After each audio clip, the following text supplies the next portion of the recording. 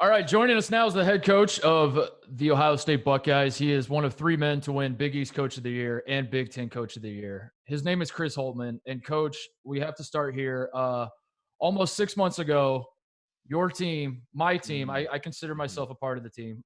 We went into the Dean Dome. We won by 25. I have rubbed it in Tate's face for the last 6 months. My question to you is, when should I stop? Should I ever stop gloating about this? I'm going to follow your lead on this one. What's the protocol here? Well, great being on with you guys. And we play Tate's team again December 19th. So I believe it's December 19th of this year. So I would think all the way up until December 18th. Yeah. Go at it. Okay. All right. Coach, that is not the answer that I was hoping for. I hope that you were going to say, well, Mark, we hit 2020. That was in the past. It's one game at a time. I wanted some coach speak from you, but I guess I'll have to listen to this for a few more months. One of the things Thad told me about Mark is he's kind of his own person. He's a little bit hard to control. So I don't think that suggestion by me is going to do any good. I think he's going to use that all the way up until they answer. We're excited about playing them again this year. One of the things that I will tell you is, in all seriousness, Roy's been unbelievable to me throughout our career. I've coached against him, and I apologize about the wind. We promised our daughter we always go on vacation for her birthday, so we drove down south for a few days to a place that we've rented. But Coach Williams has been unbelievable from Gardner-Webb to Butler to Ohio State. He's really gracious in wins and losses, and I always wondered about that when I was at Gardner-Webb. Right? He was really gracious when he was giving it to us time and time again in those guarantee games. And then we played him my first year at Butler, and when I was the interim coach in Battle for Atlantis, and we won that game, and they had a really good team, and he was incredibly gracious. And then we played him a couple years later, and in the Sweet 16, we were about to play him. And you guys may know this about Coach Williams, you may or may not, but he enjoys gambling a little bit. He kind of enjoys having a good time a few days before the game. So we were scheduled to play North Carolina in the Sweet 16, and we were at a location that had a casino.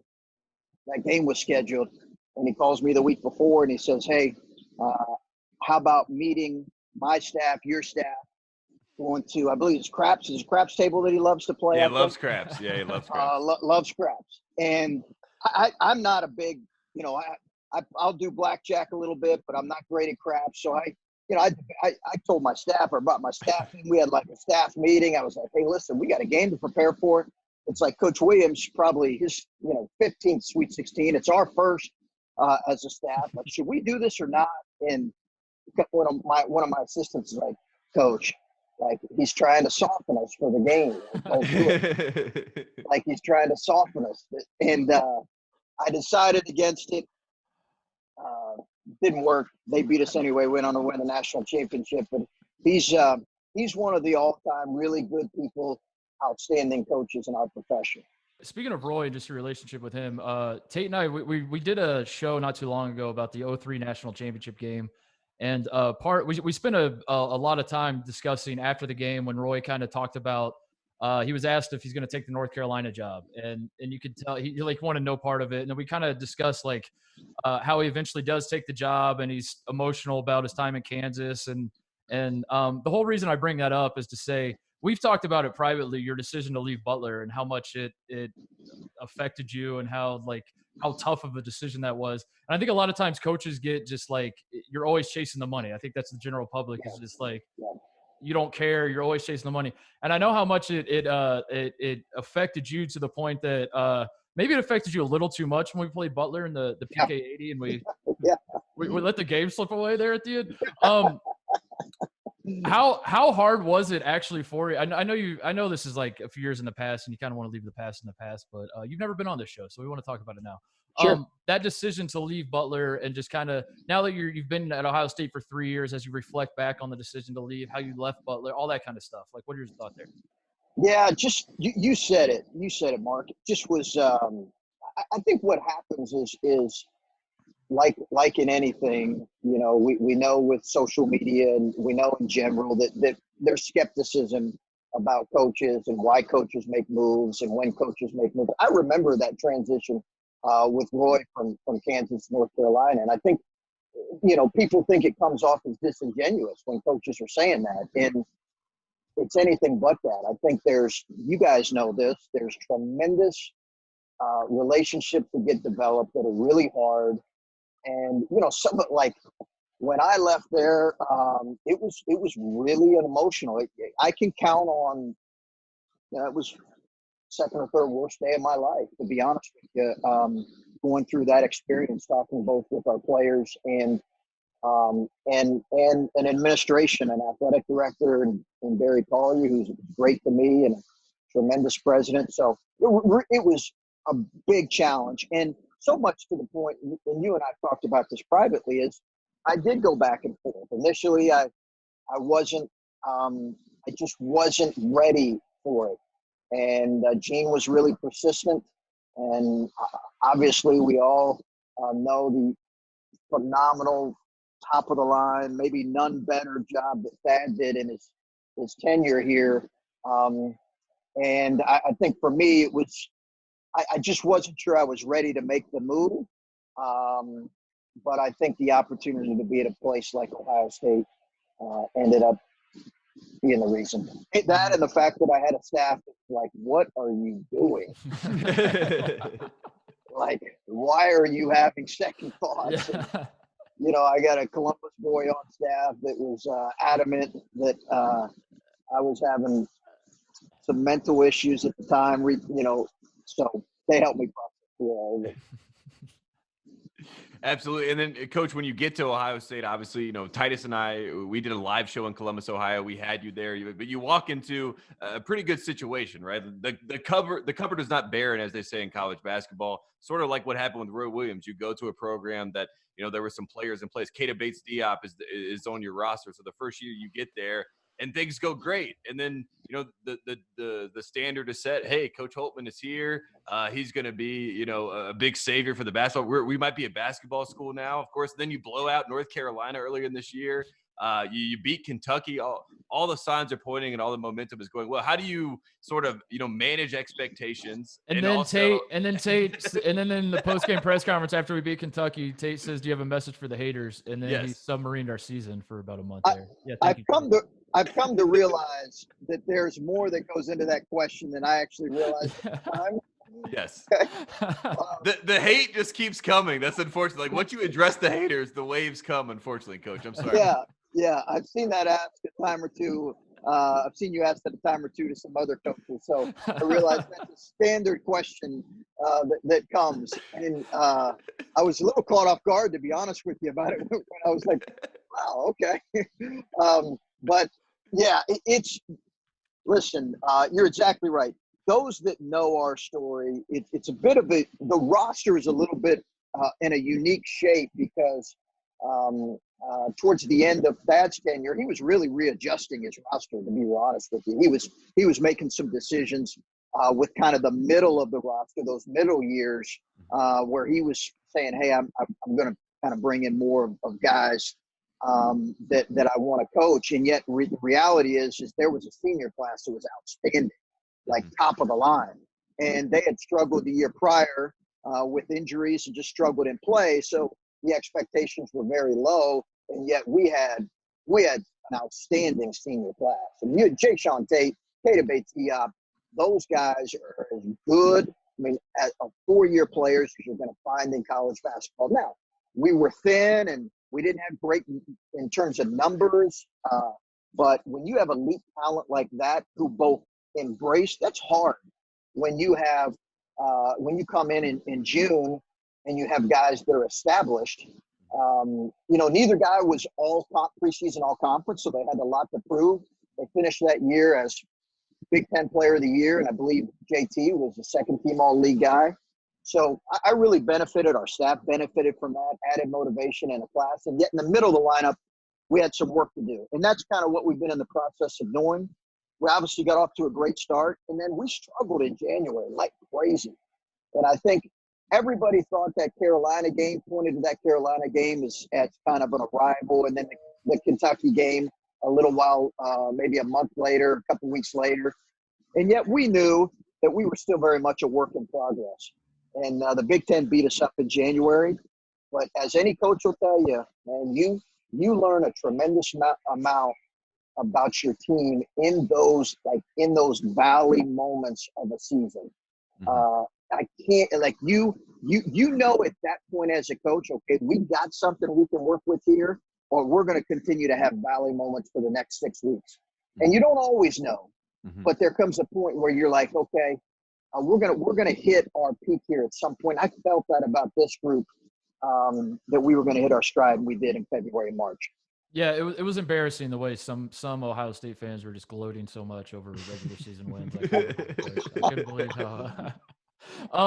I blame Cal too. Let's not lose sight of Cal. Yeah, that's the big one. Yeah, don't put it on me. John Calipari said to the world that you guys were the best team in the country. Yeah, he knew what he was doing. He was gassing up all the guys and infiltrating the locker room. And why, Coach? Why do guys with the last name Carr kill us? This keeps happening. I don't know. What's going on there? We are going to recruit any car that is low to mid-major good right now. Yeah. We're gonna stockpile as many cars. Yeah, you don't even need to play them. Just stick them on the bench so they don't beat us. That's all they really need. No doubt, Minnesota. But I will tell you, we all know this about Coach Cal. He's as good as it comes. There's very few things that come out of his mouth that don't have an intended purpose. So, I think going into that game, he did put us up as maybe one of the best teams in the country. They had a fantastic season too. That was a great game in Vegas, playing them. Two really good teams, and a great game. Speaking of coaches that are working the media and all that stuff, you've been in the Big Ten for 3 years now, and part of that, if Tom Izzo hasn't told you already, part of being a Big Ten coach means answering for other things that Big Ten coaches say in other interviews. That just comes with the territory. So we have to talk about Matt Painter a little bit. Matt Painter coming out and basically putting the transfer culture on blast and just saying that, I don't know, I think everyone knows kind of the comments that he made there. How are you navigating this as obviously, Coach, we've had some, I keep saying Ohio State has had some transfer, a couple guys have transferred out of the program. Justice Suing is transferred into the program, and I think he's going to be awesome for the Buckeyes next year. As you think about like Matt Painter talking about the transfer thing, and like transfers have become a big thing. Like the NCAA's voting on it. Will transfers be eligible? That actually got pushed back to next season, but that's kind of the big thing. Where do you fall on all of this? Because I think the general public is still everyone kind of knows that more guys are transferring than ever before, but at the same time, whenever you see multiple players transfer out of a program, everyone pretends like the sky is falling in that program, even though it's kind of happening everywhere. What is your just overall vibe of the culture of transferring in college basketball? Well, I think at some point, right, hopefully that will get normalized. The reality is that player movement's been happening, as you guys know, for 10 to 12 years. I told people the other day, I said, you look at it, from 2010 to 2014, there was one transfer on all the Final Four teams in those years. You go to the previous 4 years from Virginia's run, there were 13 starters who were transfers. So it's been happening for a while now. That's the reality of our game. I think you either adjust or you're going to get lapped here. And so there is an element of recruiting right now. I've had coaches. It's interesting. I've had coaches that my staff has talked to, and I've even talked to, and said, yeah, we're going to limit how many high school kids we recruit in the future. That won't be what we do. And I think that's maybe an unfortunate part of this that might happen in some cases. I think we'll always recruit high school kids, but it's an avenue. I understand Matt's point. As a matter of fact, I just talked to Matt yesterday about some things. I get his point. I think what he was doing right there was saying, hey, listen, we're going to be just fine. And the reality is they've been just fine for a while now. We know that he's run an outstanding program. I think in a lot of cases, as you guys know, transfers are often good for both parties. They just work out well. Maybe it's run its course, or maybe there's just a young guy that's taken an older guy's position. So I think the fact that it's sometimes reflected poorly. The reality is it's a part of our game. It's always going to be a part of our game, and I don't look much beyond it other than that. I do think we're going to see the one-time transfer rule pass, guys. I think the argument that everyone sits or no one sits is a good argument. I don't think that's ever going to really pass to that extent. I think it's going to be a situation where we'll see the one-time transfer pass.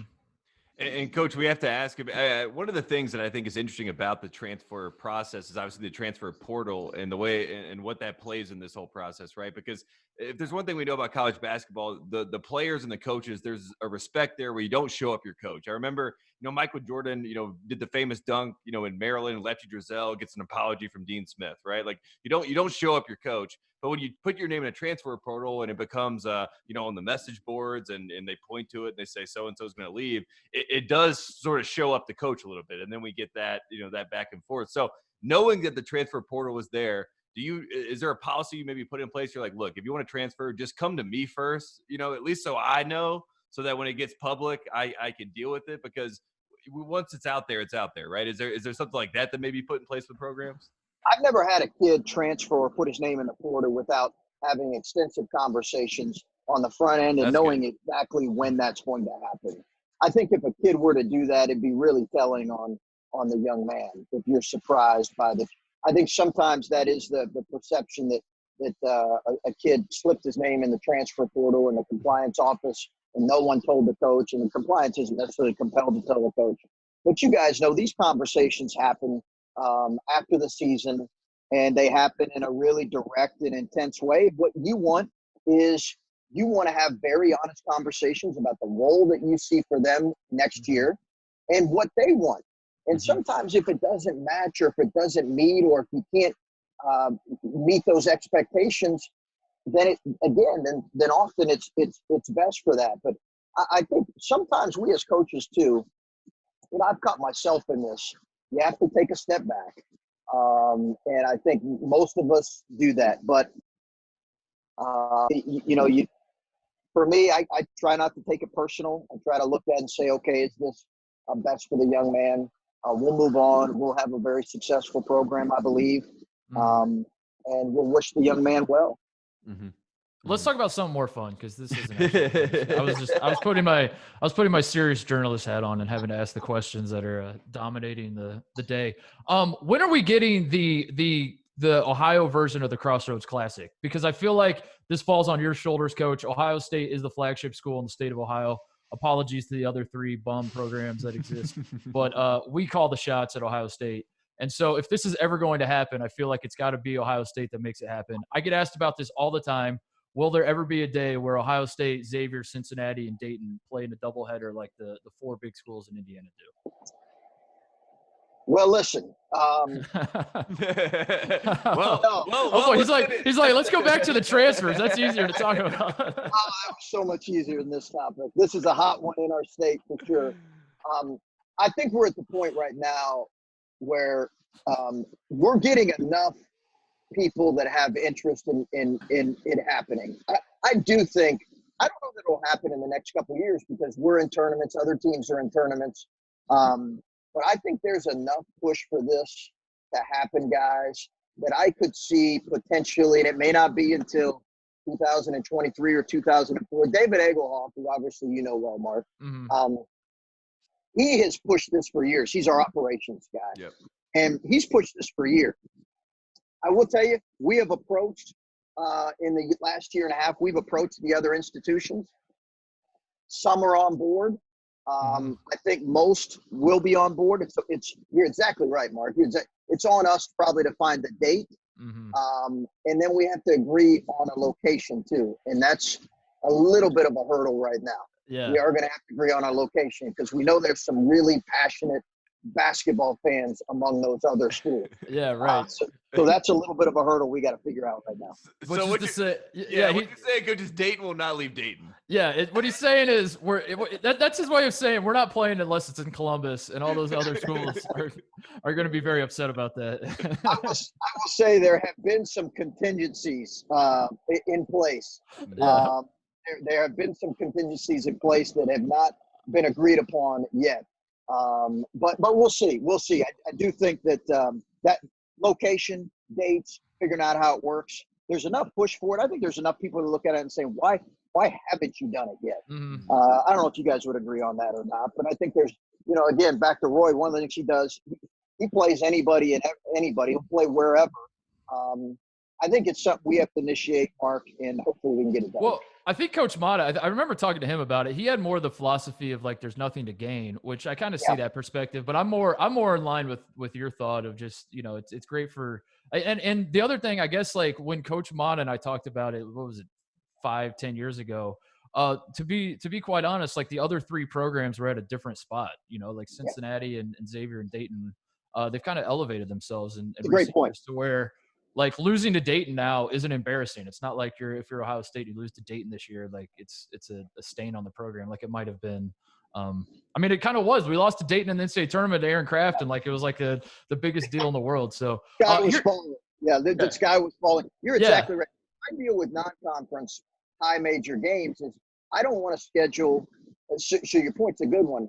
When we schedule non-conference high major games, which is what those would be, I want to schedule NCAA tournament teams because we know that the committee puts such a premium on that now. Are you scheduling tournament teams, and then are you beating those teams?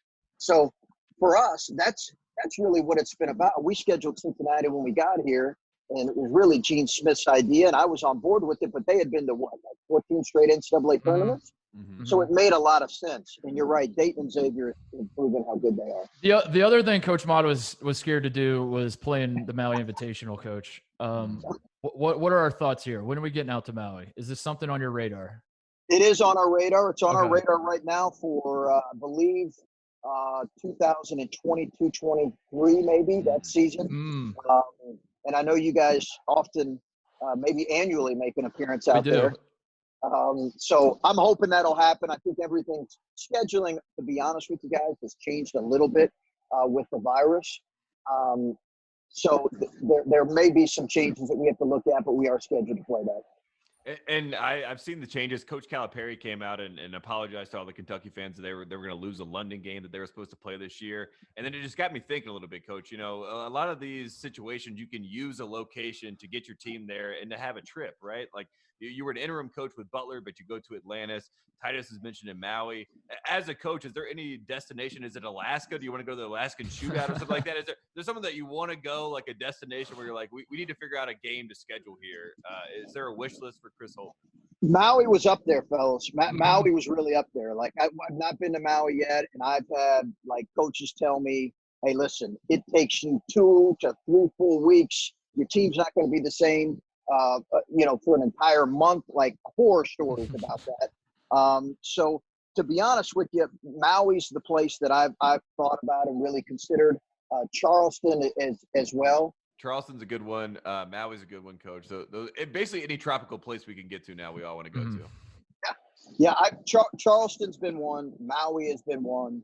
We're in Florida next year for just 2 games as of now. So, we're going to continue to do that. I have talked to Pat about his reasoning and scheduling. He had scheduling down here for sure. He kind of mastered that.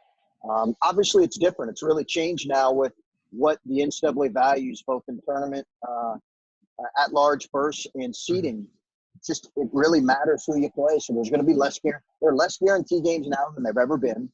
And I am in favor, quite honestly. I'd like to play more home and home games with other high major teams. I don't love the neutral site games. I love the CBS Sports Classic we're in, but I love the ACC Big Ten Challenge, the Gavitt games. Those are phenomenal environments, and I think they're really good for our fans. I think they're needed in our game. Yeah, I would agree with that. I think it's I think like one we've kind of overdone it with with Maui was almost too successful, and then everyone was like, we need to have a million of these preseason tournaments, and it just kind of, I don't know. I'm very much an on-campus guy as well. One thing you never talk about, Coach, and you're great with the media. First, okay, I was about to ask you another question. Now I want to ask this. You're great with the media. You are, but you're also like you've mastered the coach speak, but every so often you're not afraid to kind of like say something interesting. How conscious are you of this? Like how, I feel like 85% of the time you're just coach speak, but every so often you're not afraid to just like go after somebody or get in the mud a little bit. Is this a conscious decision, or is it just like you get caught in the right moment and you're a little pissed off and you're like, it's a little of both, Mark. Okay. It's a little of both. I get pissed off and pop off and always regret it. Like always. And I get crushed. I popped off. I popped off after we beat a team in the NCAA tournament our first year because we were picked to get upset. And, I had everybody from South Dakota State killing me, from South Dakota in general. Like, I always regret it. I'm like, couldn't we have just won more graciously or whatever the case may be? Maryland fans are nodding along right now as well. Yeah, Mark and I engaged a little bit, and he gave me a little nudge. He kept at it himself, so I did fire back a few times. But listen, we are who we are. It's an emotional game. I'm with you. Sometimes coach speak can get, it's just boring. It's not real, and I have great respect for people who do it and do it at a really high level. But there are times where I want our fans and the media to see who I am. That includes all my flaws and my emotion, and so be it. But I've had a few moments. One thing you're great at with coach speak is in the preseason, talking about how much you hate your team. This is a big thing that every time I talk to other media people, they always call you out privately. A few people, I've talked to about this that are like, man, that guy, I can't get a straight answer out of him whenever we talk preseason. So with that being said, how much do you hate your team going into next year? How bad are we going to suck, Coach? I like our team. God, I don't know if I want to hear that. No, I just I think in what you're with your team all the time, and you love our play. I've loved our players, love our team, but the reality is what you're trying to do is manage all the outside noise, right? As much as possible in today's day and age, and in a way, you're trying to protect your players in a lot of ways from all that comes with that. The reality is, I really like our team this year. I think we need some summer together, guys. We do. At Ohio State, we have some new players that we're blending in. We have some young players that are taking steps forwards, returning guys that are in new roles. We need some time together this summer. Whether or not that'll happen, we'll see. As of today, it looks like it might. I like our group. I like our guys. Listen, we are trying our best to do our very best here. I'm excited about getting rolling with this group when we get them here. And Coach, you mentioned Coach. That was great. I was going to say, that was amazing coach speech. I love that so much. I was going to say, I was waiting for one day at a time. And I guess it is one day at a time, right? You mentioned the voluntary workouts, and Titus and I, we see the news, we see the headlines, that's all happening. I mean, how hard is it to kind of keep yourself from getting too eager or too ahead of yourself and trying to actually, play everything day by day? Because, obviously as more information comes in, things are changing, and, how much we'll be able to see the players and things like that every single day. I think that's the challenge right now, is we don't know what tomorrow's going to look like in a lot of ways. And what a great life lesson for all of us, right? We just don't know what tomorrow's going to look like. And there are bigger issues. I'll never forget being at the Big Ten tournament, and I'm sitting there and you're hearing everything that goes on with all the stuff, the NBA shutting down, and you're hearing about something that could be coming. And you're thinking, I don't even know if it's right to play a college basketball game right now. And I think there have been moments for all of us where we've said there's so much outside of what we can control, and there's so much bigger than what we're doing right now. Having said that, we know how important what we do is for people and how much that's needed. And obviously, I'm really excited about college football and all that comes with that, and then our season, hopefully. But we put plans in place. and then contingency plans, to be honest with you, Mm-hmm. on what the summer could look like and what the fall could look like. And outside of that, I think we've tried to self-improve as much as we can through film and through study and through talking to other coaches here in these last 8 to 10 weeks. And obviously, I've probably spent as much as in some days 10 hours on the phone recruiting. So that's been a big part of what we've done. But right now, it literally is day to day. There are two aspects of you I feel like you don't talk about enough. And this was what I was trying to ask you a little earlier before I got sidetracked. And my question to you is, as Tate and I we're kind of just a propaganda machine. That's the whole reason we started this show, is like make friends with people in college basketball and then be their mouthpiece for them and just kind of prop them up as best we can. Yes.